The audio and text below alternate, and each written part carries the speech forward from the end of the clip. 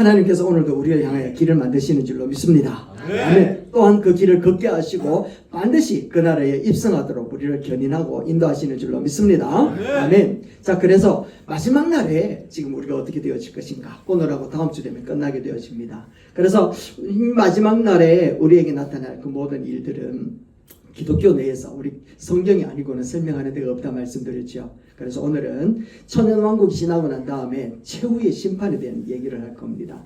두렵지요. 심판 그러면 아이고 제가 들킨 거 아닌가 싶은 생각이 드는 사람들이 많이 있을 겁니다.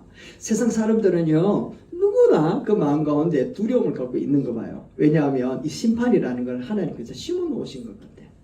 그래서 사람들은 심판 그러면 너무너무 두려운 거예요. 그래서 하나님이 없으면 좋겠다, 심판하는 자가 없으면 좋겠다 싶어서 하나님 없다라고 자꾸만 이야기를 하고 있다라는 거죠.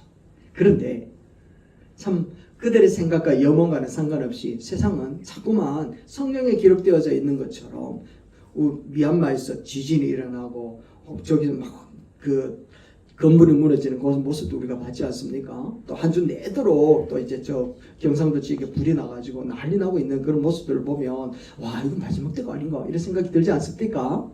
그런 모습들이 하나하나 이루어져 나가는 것을 보면 마지막 때는 맞다 이런 생각이 들어요. 자, 그러한 때 우리에게 드는 생각은 하나님의 심판이 가까웠다 라고 생각도 든단 말이죠. 그런데 안 믿는 사람도 이 심판에 대한 생각을 가지는데 더 놀라운 사실은 예수 믿는 사람들이요 이 심판에 대해서 더 큰 두려움을 갖고 있더라는 겁니다. 과연 그렇다면 하나님께서 마지막 때에 심판이라고 하는 것을 이야기를 하시는 이유가 우리 크리스찬들이 그것을 알고 두려워하라고 심판 이야기를 하셨을까? 그게 아니라면 이 심판을 하는 이유는 우리에게 위로가 되고 또 우리에게 안심이 되고 예레미야 말씀에 있는 것처럼 너희를 향한 하나님의 생각은 심판이나 재앙이 아니라 너에게 무엇을 주기 위함이라? 소망과 평안을 주기 위함이라. 그 말씀하신 것처럼 소망과 평안인가? 라고 하는 것을 우리가 알아야 되지 않겠냐라는 거예요. 수많은 성경 가운데 구절 가운데서 심판에 대한 이야기가 많이 기록되어져 있잖아요. 한번 읽어봅시다. 시작. 한번 죽는 것은 사람에게 정해져 있다. 그 후에는 심판이 있다. 다시 한번 돼요. 전도서 시작. 내가 내 마음속으로 이르기를 의인과 악인을 하나님이 심판하시리니 이는 그 모든 일과 모든 행사에 때가 있습니다. 아멘. 이렇게 성경에는요 진짜 수많은 곳 가운데에 심판에 대한 얘기를 하고 있더라는 겁니다. 그래서 심판은 반드시 있는 거구나, 피할 수가 있다 없다? 없구나 라는 겁니다. 여러분 이렇게 성경은 심판에 대해서 아주 명료하게 기록하고 있고 정확하고 세밀하게 기록해 놓고 있다는 겁니다. 그런데 안심해도 되는 것은 성경에서 이렇게 심판을 말할 때는 너가 다 죽었어, 다 죽어 이렇게 얘기하고 싶은 뜻이 아니라 우리에게 심판을 하는 이유는 그럼에도 불구하고 너희는 괜찮아 라는 말을 주시는 줄로 믿습니다. 그래서 피할 수 있는 방편으로 우리에게 심판을 말씀하고 있다라는 거죠. 자, 그렇다면 최후의 심판이 우리 믿는 자들에겐 참된 위로가 되고 안 믿는 자들에게는 어떻게 된다고요? 안 왔으면 좋겠다 싶은 아주 싫은 자리가 바로 심판의 자리라는 겁니다. 심판의 때 최후의 심판이 왜 우리 크리스찬들에게는 위로가 힘이 되는가 하면 이걸 알아야 돼요. 퀴즈. 무슨 퀴즈인가 하면 이런 퀴즈입니다. 한번 생각해 보세요. 최후의 심판자가 누구냐라는 거예요. 여러분 우리는 심판을 다 받을 것인데 우리를 심판하시는 분이 누구냐라는 거예요. 누가 우리를 심판하실까? 우리가 분명하고 확실하게 알아야 될 게 있단 말이죠. 성경에 보면 심판을 누가 하느냐 하는 것을 가르쳐 주는데 자, 정답은 이겁니다. 시작. 아버지께서 아무도 심판하지 아니하시고 심판을 다 아들에게 맡기셨으니. 할렐루야. 누구에게 맡겼다고요? 아들이 누굽니까? 아들이. 예수님. 자, 그럼 다시 묻습니다. 우리를 심판하는데 심판자가 누가 됩니까? 예수님. 할렐루야. 아멘. 디모데후서도 말씀을 하고 있거든요. 이 말씀 한번 보세요. 자, 하나님 앞과 시작. 하나님 앞과 살아있는 자와 죽은 자를 심판하실 그리스도 앞에서. 할렐루야. 누가 심판한다고요? 그리스도 예수께서 심판하신다는 겁니다. 얼마나 다행인지. 여러분 살아있는 자와 죽은 자를 심판하시는 분이 예수 그리스도라는 거예요. 심판하실 그 모든 권한을 누구에게 위임하셨는가 하면 하나님이 아들 예수에게 위임하셨다라는 겁니다. 그러니까 심판은 반드시 있는데 그 심판자가 예수님이니까 우리에게는 너무너무 위로가 된다라는 겁니다. 너무 안심이 되지 않습니까? 왜냐하면 그분이 우리를 뭐하고 계시는데 사랑하고 있단 말이에요. 그 심판자가 우리를 바라보고 왔나 이렇다라는 거예요. 사랑하는 분이 심판자로 있다라는 것 아니겠습니까? 우리가 요즘 그 헌재 뭐 이런 뉴스를 많이 보잖아, 그죠? 세상 사람들이 죄는 전부 다 기각시키고 탄핵해야 된다 얘기를 해도 심판하는 사람들이 딱딱 두들기면서 무죄. 그러니까 세상 그 누가 와가지고 이야기를 해도 이 사람은 자기 직임으로 다시 회복되더라고요. 이게 법이라는 거예요, 법. 그러니까 재판장이신 예수님이 그 재판장에 서서 우리들을 바라보면서 우와 왔나 라고 이야기하면서 하는 말이 뭐라고 약속했는가 하면 예수의 나를 믿는 자들에게는 심판이 있지 아니하고 영생이 있다 라고 하는 그 말씀을 예수님도 기억하고 우리도 기억하고 있으니까 나 예수님 믿어요, 나 예수님 사랑해요, 나 예수님의 말씀 따라서 살았어요 라고 하는 그 사람을 보고 우리 주님 뭐라고 이야기한다고요? 됐다. 죄는 무죄. 할렐루야. 이래 된다는 건 아니겠습니까? 그러니까 자기의 생명을 바쳐서 사랑했던 그 자녀들이 자신의 법정 앞에 딱 왔으니까 우리를 바라보시면서 이제 더 이상 너는 심판할 게 없어 무죄야 라고 우리에게 판명해 주신다. 우리를 참소하고 있는 사탄이 우리의 흔적을 가지고 있는 어떤 사람들이 우리를 향해 죄는 안 돼요, 죄는 죽여야 돼요, 죄는 온갖 나쁜 짓을 했어요 라고 이야기해도 우리들의 믿음을 보시는 우리 주님께서는 우리를 향해 뭐라 이야기한다고요? 무죄. 할렐루야. 아멘. 그래 된다라는 것 아니겠습니까? 그러니까 우리를 심판하시는 심판자가 다른 분이 아니라 예수님이니까 그날 심판대 앞에 서 있는 우리들은요, 지난날 살아왔던 어려운 일들, 지난날 힘겹게 붙들어 왔던 그 하나님의 말씀들, 어렵고 힘들어서 포기할 뻔했던 그 상황에서도 하나님만을 바라보고 끈끈이 지나왔던 그 시간들이 얼마나 다행스럽겠냐고. 할렐루야. 얼마나 와 다행이었다 하는 그날이 반드시 오게 될 줄로 믿습니다. 아멘. 그래서 예수님도 우리를 보시고 하는 말이 잘했다, 잘 견뎠다, 진짜 수고 많이 했다, 그때 네 놓쳤으면 큰일 날 뻔했는데 잘했다 위로하여 주시는 줄로 믿습니다. 아멘. 그래서 심판 자리는 우리 참 믿음을 가진 사람들에게는 위로의 자리요, 안도의 자리요, 내 믿음을 확정하여 증명이 되어진 자리인 줄로 믿습니다. 그런데 안 믿는 자들에게는요 큰일 날 자리죠. 그러니까 우리에게는 심판 그러면 속으로 다 마음의 안도를 딱 느껴야 돼요. 여러분들에게 심판이 참된 위로가 되기를 주의 이름으로 축원합니다. 아멘. 그래서 예레미야가 그 이야기를 하는 것처럼 하나님께서 우리에게 주시는 미래는 참 소망이 있게 하려 합니다 라고 말씀하시는 겁니다. 그런데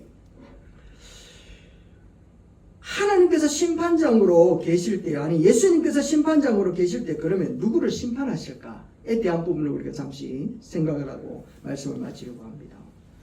예수님이 심판하는 사람은 반드시 심판하는데 누구를 심판하는가 하면 예수 믿으세요, 예수 믿어야 됩니다, 예수님이 부활하셨습니다 라고 이야기를 해도 도무지 안 믿고 내 주먹이나 믿어라 라고 했던 그 사람들을 우리 주님은 그 사람의 죄 때문에 심판하는 것이 아니라고 말씀드렸죠.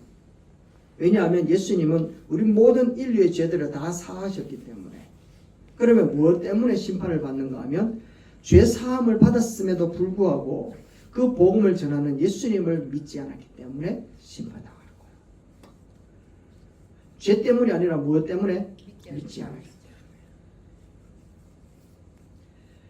하나님을 조롱하고 예수님을 조롱했던 사람들, 세상의 힘을 다 권력을 가지고 예수 없이도 살겠다고 했던 그 불신자들을 향하여 하나님은 뭐 하신다? 심판하신다는 걸 이야기하는 거예요. 자, 그리고 두 번째, 정말 중요하거든요. 교회 공동체 안에 있는 누구? 가짜 성도들을 심판합니다. 골라낸다는 무서운 말씀입니다. 이 말씀은요, 우리 공동체 안에 하나님의 백성들을 섞여 살면서 가짜 믿음인데 진짜 믿음인 것처럼 있는 사람들을 향하여 이야기하고 있단 말이에요. 우리는 전부 진짜 믿음인 줄로 믿습니다. 우리는 가짜 믿음 되면 안 돼. 우리는 참된 믿음, 가짜 믿음이 아니 되기를 소망해 봅니다. 그런데 성경의 많은 부분들에 보면 예수님께서 이렇게 말씀을 하고 계시더라는 거예요. 한번 보세요. 시작. 둘 다 추수 때까지 함께 자라게 두라.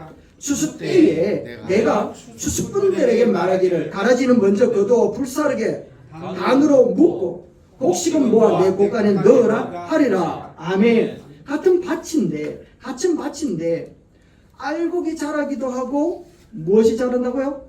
가라지도 자라고 있다라는 겁니다. 그러니까 주인은 그걸 두래.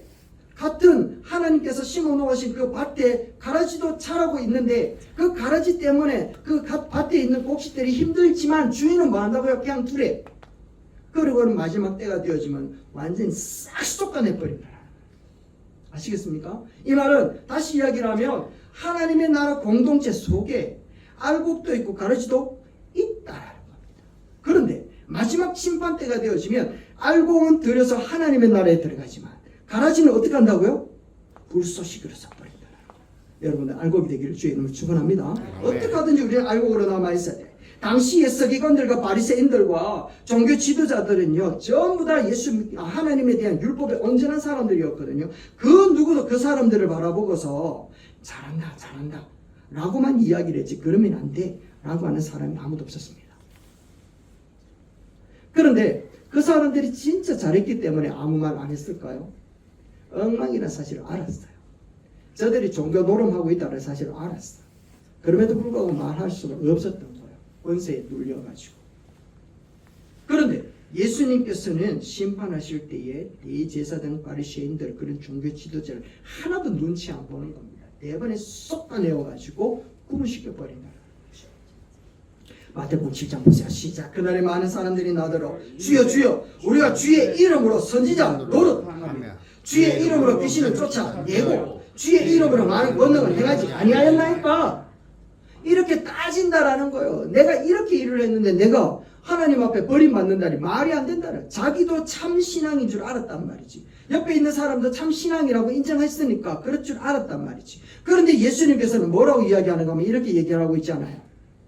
그때의 시작. 그때에 내가 그들에게 밝히 말하되 내가 너희를 도무지 알지 못한다. 불법을 행하는 자들아 내게서 떠나가라. 아멘. 이렇게 얘기한다라는 거예요. 우리 주님은요 가짜와 진짜 알곡과 가라지를 대번에 구분해 내버리시다.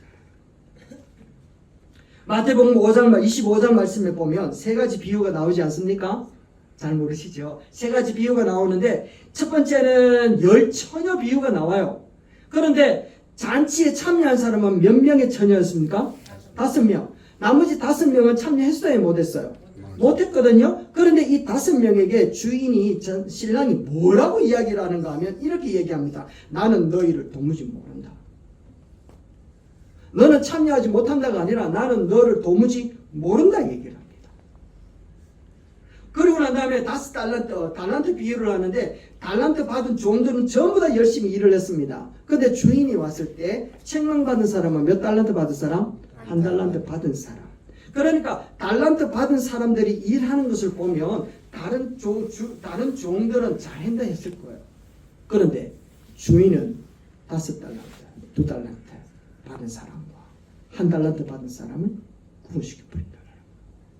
그리고 마지막으로는 염소와 양을 구분해내는데 아주 작은 소자에게 하지 않은 것이 내게 하지 않은 것이다 라고 이야기를 하면서 염소와 같은 사람을 싹 구분해내버리시더라고요. 무섭지요? 예수님은 마지막 때에 어떤 사람을 구분하는가 하면 참 믿음과 가짜 믿음을 구분해낸다는 거예요. 그래서 우리는 참 믿음을 가져야 되는데 여러분 참 믿음이십니까? 가짜 믿음이십니까? 사실 참 믿음이 무엇으로 구분되어지는가 하면 여러분의 구주가 예수 그리스도라는 사실에 대하여 의심이 전혀 없는 줄로 믿습니다. 아멘. 아멘. 나의 구주는 예수님입니다 라고 고백하는 그 믿음이 참 믿음이라는 거예요. 할렐루야. 맞습니까? 자, 그런데 문제는요 그 믿음이 가짜와 진짜가 탁 떨어지면 구분이 되면 좋은데 진짜가 시간이 가면서 변질되어져 버리는 게 문제라는 거예요. 이게 문제라는 거예요. 가짜와 진짜가 되어지면 구분이 되니까 우리도 눈짓이 알 수는 있어. 그런데 진짜였는데 시간이 가면서 이게 변질되어질 때 이게 가짜가 되어버리더라는 거예요. 이거는 자기도 몰라요. 그런데 알 수가 있어요. 성경에 한번 보세요. 대표적으로 누구였는가 하면 사울 왕이 그랬잖아요. 자기가 왕이 되었을 때는 아주 겸손하게 하나님의 말씀을 따라서 살려고 하다가 마음이 변질되어진 거예요. 또 솔로몬 왕도 그랬어요. 하나님의 지혜를 주시옵소서. 주님의 양들의 음성을 듣겠습니다. 그들을 하나님의 뜻대로 재판하겠습니다라고 이야기를 했는데 시간이 갈수록 이 사람의 믿음이 변질되어 버립니다. 사사 기드온도 마찬가지였습니다. 하나님을 향하여서 300명의 용사로서 어마무시한 전쟁을 승리했는데 이 기드온 때문에 무산이 형성되어지고 그 자녀들이 완전히 피바람이 일어나는 가정이 되어버렸다는 거예요. 그렇기 때문에 믿음이라고 하는 것이 변질되어질 수 있다는 것을 우리가 갖고 있어야 돼요. 위기를 갖고 있어야 된다. 그래서 우리는 이 믿음을요 날마다 점검해야 되는 줄로 믿습니다. 아멘. 날마다 점검을 해야 돼. 다시 이걸 이야기를 하면 어제의 믿음을 가지고는 오늘 나의 삶을 유지할 수 있다 없다 못한다라는 거예요. 어제의 믿음은 어제 살 수 있도록 하나님의 은혜를 내려주신 믿음이라면 오늘 살기 위해서는 하나님 앞에 오늘의 은혜를 간구하는 사람이 되어야 될 줄로 믿습니다. 그래서 오늘 살기 위해서는 오늘 믿음이 필요하고 오늘 하나님의 은혜가 필요하다라는 거예요. 그래서 지나온 신앙의 경험을 통하여 우리들의 영광을 누릴 수 있지만 지금 나를 지켜낼 수는 없다라는 거죠. 지나온 많은 헌신과 충성과 칭찬을 통하여서는 내가 영광을 받을 수는 있지만 지금 나를 보존하여 줄 수 있는 것은 절대로 없다라는 거예요. 어제의 불같은 신앙이라고 하였다면 그 신앙이 오늘 나를 온전하게 지켜내지 못한다라는 거. 그리고 꼭 기억을 해야 됩니다. 베드로가 주야 절대로 주를 버리지 않겠습니다. 불같은 신앙을 고백했다는 것 아니겠습니까? 그런데 다음날 새벽에 그를 예수를 죽이려고 하는 그 무리들 앞에서 니도 예수님의 제자지 라고 하는 그 물음 앞에 그 누구도 위협하지 않았음에도 불구하고 이 베드로는 불과 같은 신앙을 지키지 못하였던 지금 그 현재 그 상황 앞에 그는 여지없이 무너져 버렸습니다. 그는 어제의 신앙 고백으로 오늘을 살아내지 못했다라는 거예요. 뿐만 아니죠. 다윗도 그랬습니다. 하나님을 향하여 얼마나 찬양과 신앙 고백이 어마무시하게 했지 않았습니까? 그런데 한 여인을 바라보고 품었던 이 음탕함을 이겨내기 위한 신앙 고백을 했었어야지 되는데 그때는 신앙 고백을 하지 못함으로 말미암아 어제 했던 그 신앙 고백으로 자기 자신에게 찾아온 그 유혹을 이겨내지 못하더라는 거예요. 무섭죠. 그래서 시험이 오는 바로 그때 믿음이 없으면 어려움이 다가오는 바로 그때 내가 신앙 고백하지 않으면 문제가 터지면 이길 수 있는 방법이 있다 없다? 없다라는 거예요. 왜냐하면 우리를 넘어뜨리기 위하여 공격하고 있는 세력이 따로 있기 때문에 그렇습니다. 그 세력이 누군가 하면 바로 사탄이라는 거예요. 사탄이 우리를 넘어뜨리기 위하여 어떤 술수를 쓰는가 하면 이렇게 쓰고 있습니다. 보세요. 근신해라. 깨어라. 이거는 한 번만 근신하는 게 아니라 날마다 순간마다 매 시간마다 깨어 있어야 됩니다. 너희 대적 마귀도 날마다 깨어서 너를 향하여 삼키려고 기회를 엿보고 있다. 이 말이거든요. 언제까지 이들이 넘보고 있는가 하면 죽을 때까지. 아니 우리가 넘어질 때까지 계속해서 공격하는 거예요. 가룟 유다 한번 보세요. 가룟 유다가 예수를 팔 때까지 계속해서 사탄이 생각을 집어넣었다가 마음을 집어넣었다가 행동하게끔 만들잖아요. 예수님을 찾아온 마귀도 한번 생각해 보세요. 그 광야에서 세리받고 난 다음부터 해서 계속해서 공격하다가 겟세마네에서 기도하는 가운데도 찾아와가지고 주님 이 잔을 내게서 멀리하게 하옵소서 라고 할 정도로 기도하게끔 만들어버리더라는 겁니다. 사탄은 포기한다 안 한다? 절대로 포기하지 않습니다. 끝까지 우리를 흔들고 또 흔들고 또 흔든다라는 거예요. 그래서 뭐라고 이야기하는가 하면 우는 사자같이라고 얘기해요. 온 사자같이. 여기서 운다라는 말은 배가 고파서 무엇이라도 눈에 보이면 가만히 두지 않겠다라고 하는 그 생각을 가지고 있는 이 굶주린 사자가 바라보고 있는 그 형태가 바로 우는 사자라는 거예요. 그와 같이 우리가 넘어지기를 기다리고 있는데, 그래서 우리 성도들은 어떻게 해야 되는가 하면 깨어 있어야 되는데요. 예수님이 베드로에게 어떻게 이야기를 했는가 하면 이렇게 얘기를 합니다. 깜짝 놀랐습니다. 같이 한번 읽어, 좀 긴 말씀, 32절 말씀을 여러분 읽어보세요. 제가 앞에 거 읽을게요. 너희로 내 나라에 있어 내 상을 먹고 내 상에서 먹고 마시며 또는 보좌에 앉아 이스라엘 12지파를 다스리게 하려 한다. 시몬아 보라, 사탄이 너를 밀가부르려고 요구하였다. 그런데 내가 시작. 그러나 내가 너를 위하여 네 믿음이 떨어지지 않기를 기도하였노니 너는 돌이켜 너의 이 형제를 굳게 하라. 아멘. 어디에서 떨어지지 않기를? 믿음에서 떨어지지 않기를 내가 기도했다. 여기서 기도했다라는 건 과거 완료로 끝나는 게 아니라 계속해서 기도할 거라는 겁니다. 그러니까 그 기도를 계속 할 거니까 너 믿음에서 떨어지지 않고 돌이킨 후에 내 양들을 좀 먹여라 라고 이야기하고 있어요.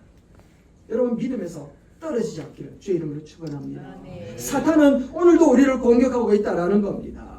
예수님께서 너희 믿음이 떨어지지 않기를 기도했던 것처럼 오늘도 우리의 믿음이 떨어졌는지 안 떨어졌는지 우리 주님이 기도하고 계시는 줄로 믿습니다. 우리도 기도해야 돼요. 우리도 기도해야 된다라는 거예요. 우리의 삶을 살기 위해서, 오늘 살기 위해서 오늘 필요한 믿음을 우리가 주님 앞에 간구하고 요구해야 된다는 것이고, 그렇지 않으면 나도 모르게 진짜 믿음이었던 어제의 믿음이 오늘은 가짜의 믿음, 허상의 믿음으로 가버린다라는 거죠. 얼마 전이었습니다. 이번 주였습니다.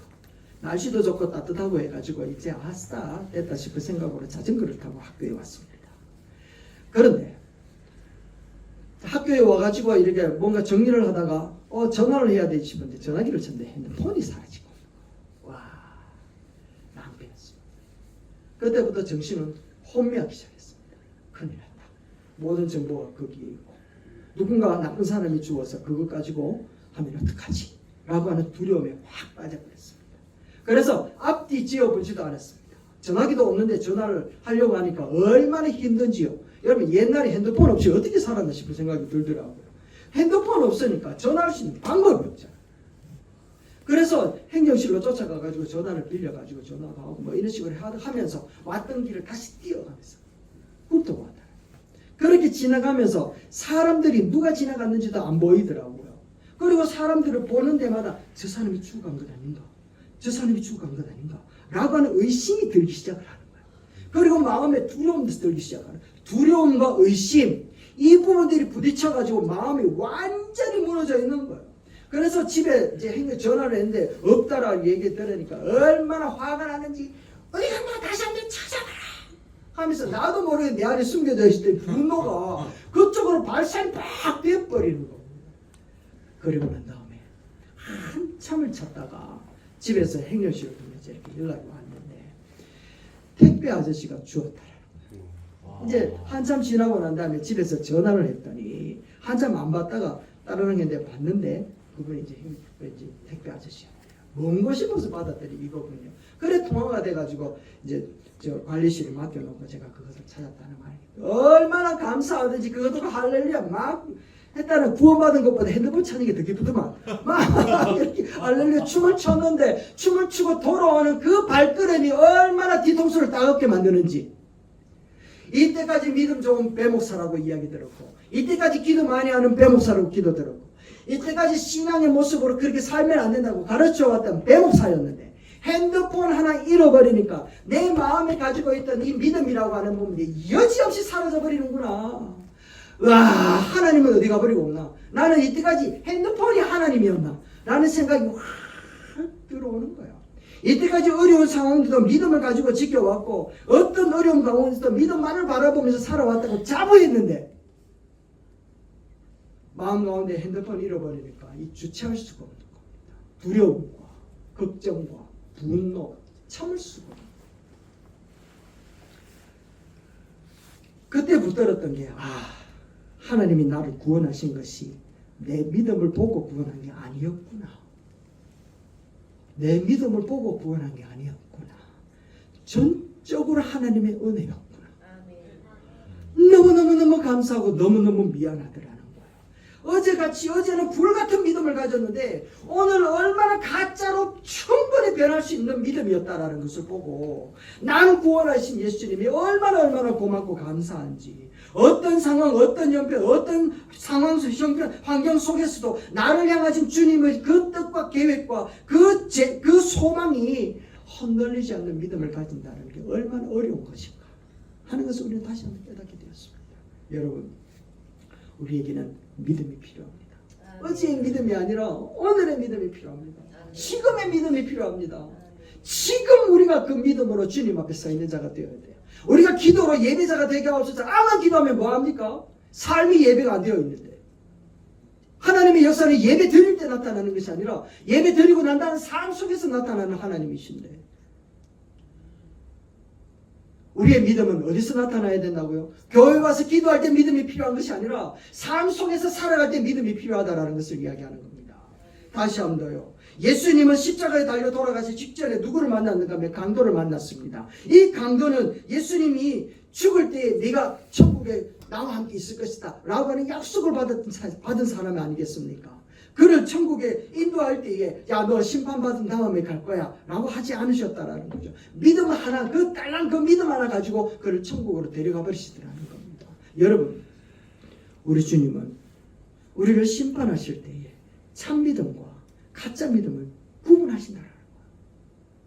여러분의 믿음이 참된 믿음이 되기를 주의 이름으로 축원합니다. 아멘. 우리 그 예수 그리스도가 나의 구주요, 나의 참 소망이 되신 분 예수 그리스도 의지합니다 라고 하는 이 믿음을 가지고 있을 때 법정에서 계신 재판장 계신 예수님께서는 우리를 향해 너는 무죄 라고 판정하여 주시고, 또 판사의 그 한마디로 인하여서 우리의 모든 죄가 사여지는 놀라운 역사가 일어나게 될 줄로 믿습니다. 아멘. 그렇기 때문에 오늘 우리들의 삶의 모습들은 주를 향하여서 가진 하나님의 뜻하심을 기대하고 살아가야 될 줄로 믿습니다. 예레미야의 말씀이 있는 것처럼 결론입니다. 세상의 마지막에 있을 최후의 심판은 우리에게 두려움이 아니죠. 우리에게는 참된 위로입니다. 그러나 지금 우리가 해야 될 것은 날마다 참 믿음, 날마다 주님 앞에 신앙의 고백을 하는 그런 모습이 되어야 될 줄로 믿습니다. 그리고 우리에게 주시는 참된 미래와 참된 소망을 바라보며 오늘도 감사하며 찬양하며 살아가는 저와 여러분들이 되시기를 주의 이름으로 축원합니다. 기도하겠습니다.